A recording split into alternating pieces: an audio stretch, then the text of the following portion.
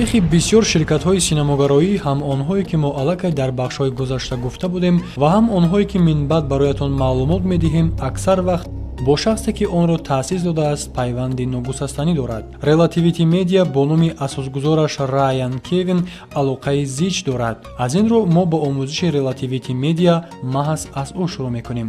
Бо эҳтимоли зиёд дар солҳои наздик филме бояд ба навор гирифта шавад ки таърихи ҳаёти Райан Кевинро дар бар гирад. Аммо шояд танҳо ду сабаб вуҷуд дошта бошад ки чунин филм то ҳол вуҷуд надорад. ё худи Кевин ба он иҷозат намедиҳад, ё истеҳсолкунандагон ба шурӯъ кардани кор дар бораи шахси ҳанӯз дар қайди ҳаёт шитоб намекунанд, зеро ҳаёти қаҳрамони онҳо то ҳол фаъолона бо далелҳо пур карда мешавад.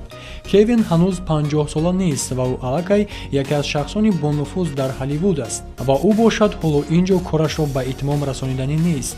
Ширкати филмофарии Relativity Media соли 2004 дар шаҳри Беверли-Хиллзи, штати Калифорнияи Амрико тавре қайд намудем бо кӯшиши продюсер Райан Кевин ҳамчун пайванди интиқоли молиявӣ байни сармоягузорон ва истеҳсолкунандагони филм таъсис ёфтааст. Пас аз кор барои дигарон, Кевин қарор дод ки чаро худ филм таҳия накунад ва ба доираи хизматрасониҳои Relativity Media гӯшаи истеҳсоли филми муаллифиро илова накунад. Албатта ширкати молиявӣ давраи пурраи филмофариро ба зимма намегирад, аммо ҳар сол барои кор болои филмҳо иштироки бештару бештарро ба роҳ мемонад.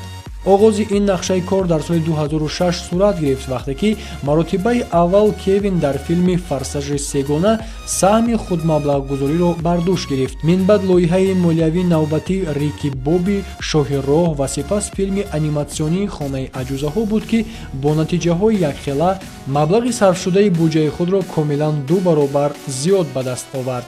Бояд қайд намуд ки ширкат дар зарфи мавҷудияташ борҳо нишонаашро иваз намудааст.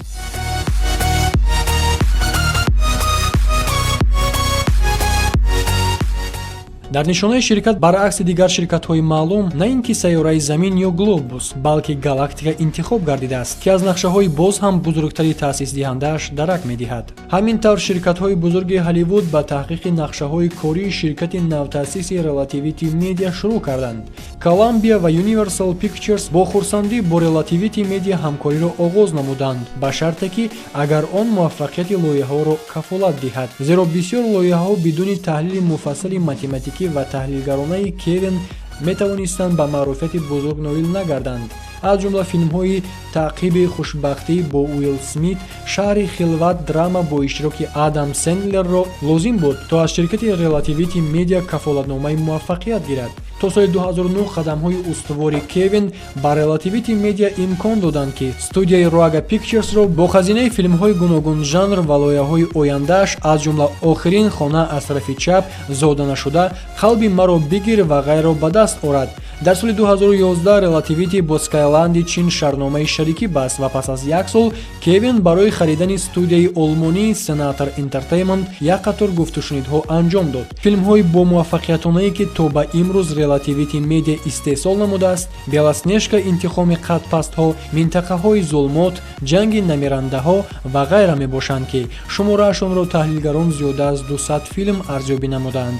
дар умум ширкат барои тамоми табақаҳои тамошобин лоиҳаҳои гуногун дорад ки ҳамеша ба фоидаи ширкат даромади зиёд меоранд. аз ҷумла то ба ҳол буҷаи холисаш зиёда аз $17 миллиард ташкил дода 60 номинатсияи ҷоизаи Оскарро ба даст овардааст. айни ҳол қароргоҳи ширкат дар шаҳри Беверли-Хиллзи, штати Калифорнияи Амрико ҷойгир буда, муассис ва роҳбараш Райан Кевини 47 сола мебошад.